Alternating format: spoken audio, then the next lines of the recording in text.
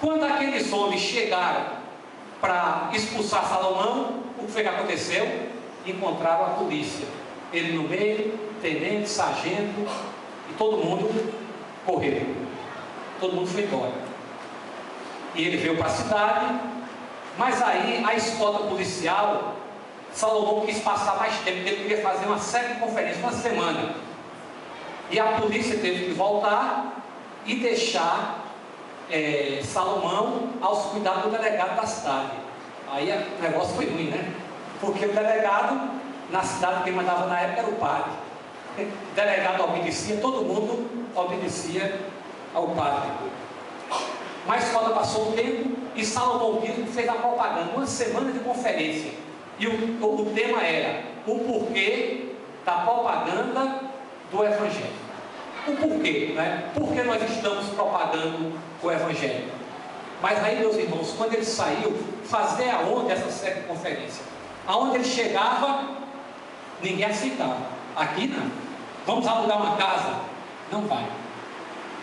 A polícia foi embora, o delegado não deu muita cobertura, e a situação de Salomão ficou difícil. Mas aí aconteceu uma coisa interessante, né?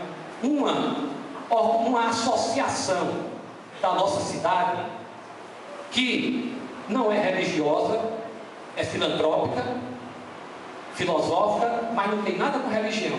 Mas muita gente não entende o teor dessa organização, o porquê dessa organização, e tem muito mito, muita história. Mas aí tem um grupo da maçonaria, e a maçonaria foi a única organização do Brasil que bateu de frente com a Igreja Católica. Porque a Igreja Católica era muito poderosa, mas a maçonaria pregava a liberdade de expressão. Então os maçons se reuniram, chamaram Salomão Guispo e disseram: o que é que você está querendo? Ele disse: uma casa para pregar o Evangelho. Pois não, saíram, um maçom cedeu a casa dele, que ia ser alugado alguma coisa, a propaganda foi feita e todo mundo queria ouvir o que era que aquele homem queria dizer. Primeiro, porque ele era um judeu, era muito grande, muito gordo, ele muito feio, chamava muita atenção. Bigode naquela época passava do rosto, e todo mundo queria saber o que era que aquele homem queria dizer. No primeiro dia, a casa ficou super lotada, e o padre ficou na porta para intimidar. E aí Salomão Guispo, tudo que ele perguntava, ele dizia o seguinte, por exemplo: Jesus Cristo é o único Salvador, só Ele pode salvar. Não é verdade, seu pai? O pai ia dizer o quê? Ele só fazia balançar a cabeça. Fora de Jesus Cristo não há salvação. Estou mentindo, padre? E assim foi a mensagem toda. O padre não deixou terminar e foi embora. E a partir daí, ninguém mais acusou Salomão Guispo. Ele pôde pregar livremente e fundou a primeira igreja batista. Da primeira igreja batista surgiu a Igreja Batista da Rua da Alegria, com o nome de Igreja Batista de Limoeiro. Depois surgiu a Assembleia de Deus. Depois outras igrejas foram chegando. Por quê? Porque Deus abriu uma porta. E como diz a palavra, não é? A porta que Deus abre, ninguém pode fechar. Essa é a grande realidade. Olha, meus irmãos, muita gente não conhece a história. A gente precisa ler para valorizar as coisas. O primeiro pastor batista do Brasil, e os irmãos vejam, os batistas representam a terceira denominação a se instalar no Brasil. O grupo batista foi o terceiro grupo. O primeiro grupo foi a igreja congregacional. Segundo grupo, igreja presbiteriana. Terceiro grupo, igreja batista.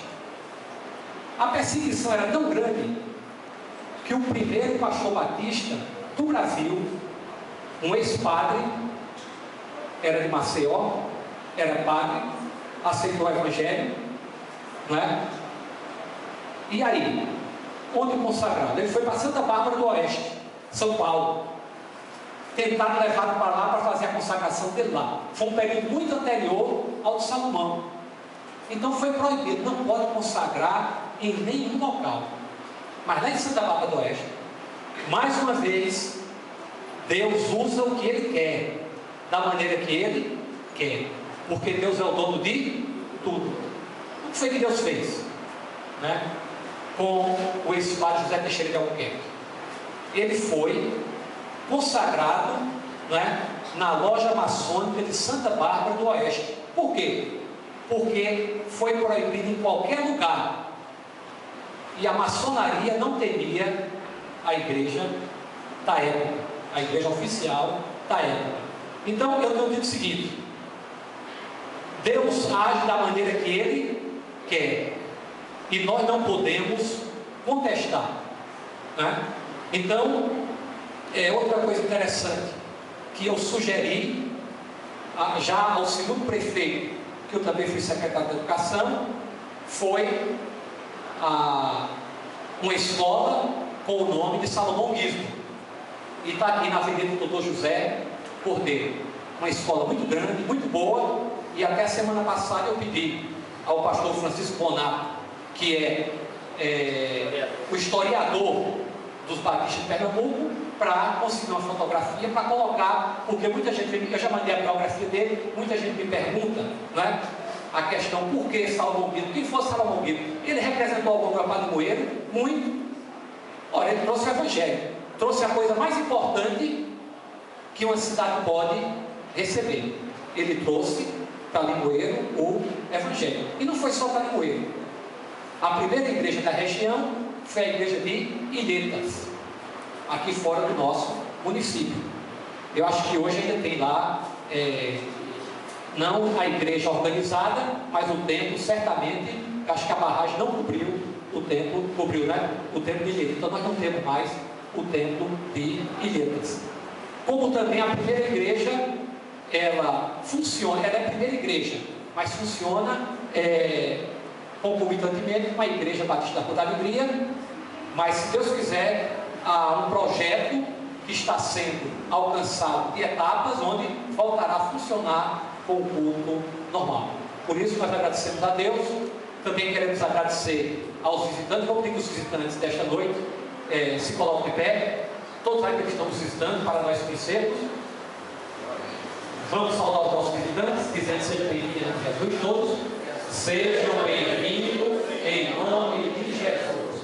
Pode sentar. Nós agradecemos.